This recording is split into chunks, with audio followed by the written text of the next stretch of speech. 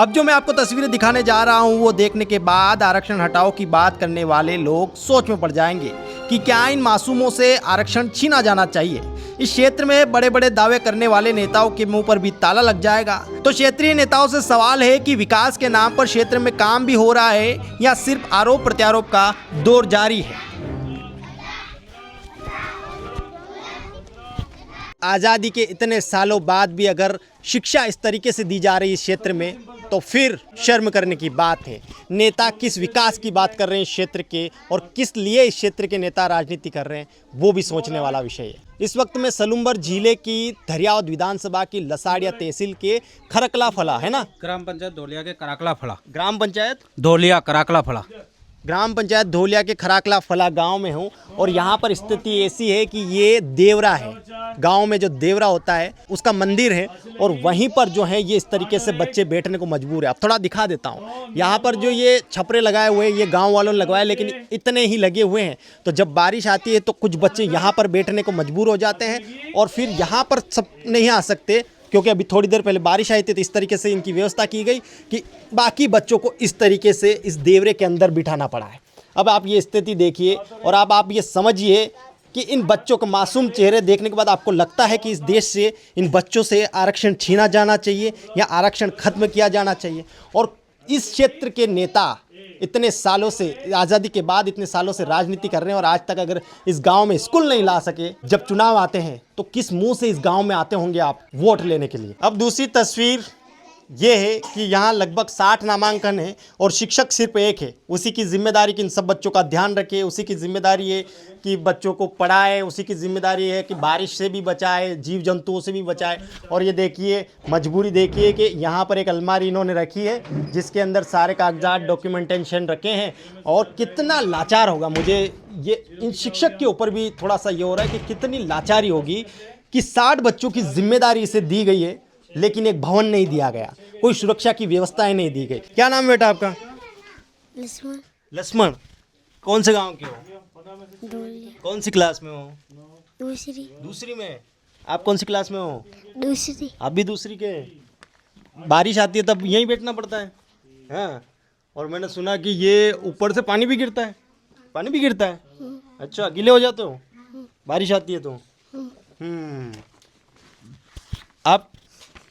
आप बताओ कैसा बारिश आती है तब क्या करते हो? उबे रहते हैं मतलब खड़े रहते हैं। जब बारिश आती है तो स्थिति ये होती है इन बच्चों को खड़ा रहना पड़ता है ना। आपका क्या नाम है? देवली। देवली। कौन सी क्लास में बेटा आप? 5वीं में। हाँ, बारिश आती है, पानी आता है, तब क्या करते हो आप लोग? खड़े रहते। क्या कोई नेता अपने बच्चे को ऐसे स्कूल में भेजना चाहेगा? और 2013 से स्कूल चल रहा है ना साहब? 2013 से ये स्कूल चल रहा है और आज 2026 मतलब 13 साल लगभग होने आए हैं। और 13 साल बाद भी अगर इस गांव के इन बच्चों को, मासूम बच्चों को स्कूल नसीब नहीं है तो किस बात की डींगे आप हाँक रहे हैं और किस बात के आप विकास की बात करते हैं? क्या नाम है आपका? मेरा नानालाल नाम है। इसी गांव के हैं? इसी गांव के कराकला फला के हूँ। थोड़ी स्थिति बताइए, कैसा माहौल रहता है जब बारिश आती है? यहाँ धूप आती है।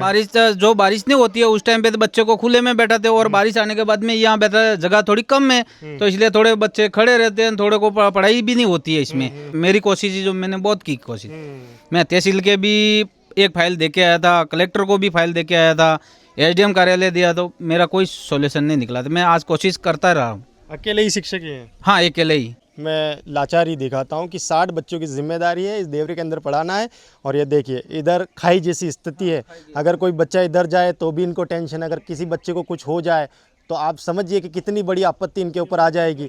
यहाँ से जीव जंतु आ सकते हैं। इधर दिखाइए ये देवरे की स्थिति है और इसी स्थिति में आप दिखाइए आगे आके खाई जैसा माहौल है। अगर यहाँ से कोई बच्चा गिर जाता है, छोटे बच्चे होते हैं, मस्ती मजाक करते हैं, खेल कूद करते हैं और तमाम सारी चीज़ें एक्टिविटीज़ होती है, तो अगर कोई बच्चा यहाँ से गिरा या फिर इधर से कोई जानवर जीव जंतु आके इन बच्चों को नुकसान पहुँचाता तो वो जिम्मेदारी किसकी?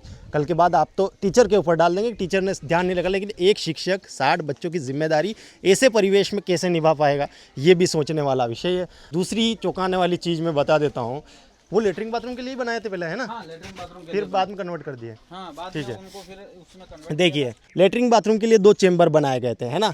लेकिन इनका उपयोग अब कैसे किया जा रहा है? मजबूरी में इनको कन्वर्ट किया गया है। देखिए ये कुछ स्कूल के सामान रखने के लिए खेलकूद की कुछ सामग्री यहाँ पर रखी हुई है, कुछ पेटियाँ वगैरह या कुछ मिड डे मील का जो सामान होता है वो यहाँ पर रखा गया है। ये इनके कुछ बर्तन वगैरह है वो यहाँ रखे गए हैं।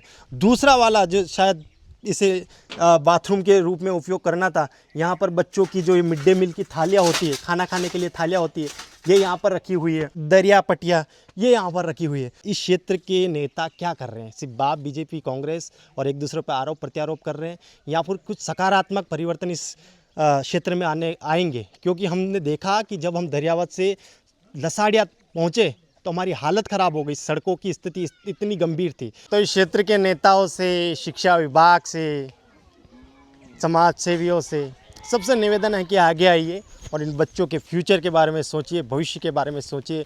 और जो बड़ी बड़ी डींगे हाँक रहे हैं इस क्षेत्र के नेता, उनको भी थोड़ा अंदर झांकने की ज़रूरत है कि आपके विधानसभा में, आपके ज़िले में तमाम सारी चीज़ें इस तरीके से हो रही है।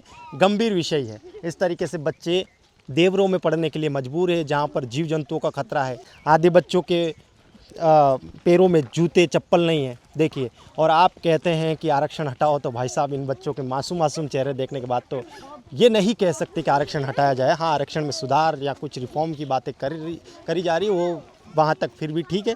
लेकिन इन स्थितियों को देखने के बाद अगर आप कहें कि आरक्षण हटाओ, तो वो तो फिर भाई आप ही तय कर लीजिए कि इन बच्चों का क्या होगा।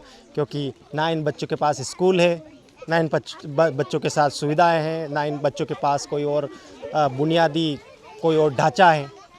यही स्थितियां हैं ज़्यादातर स्कूलों में। मेरा नाम पंकज कुमार है, आप टीम टीएसपी देख रहे हैं। इन स्थितियों के बारे में आपकी क्या राय है? कमेंट ज़रूर कीजिए। धन्यवाद।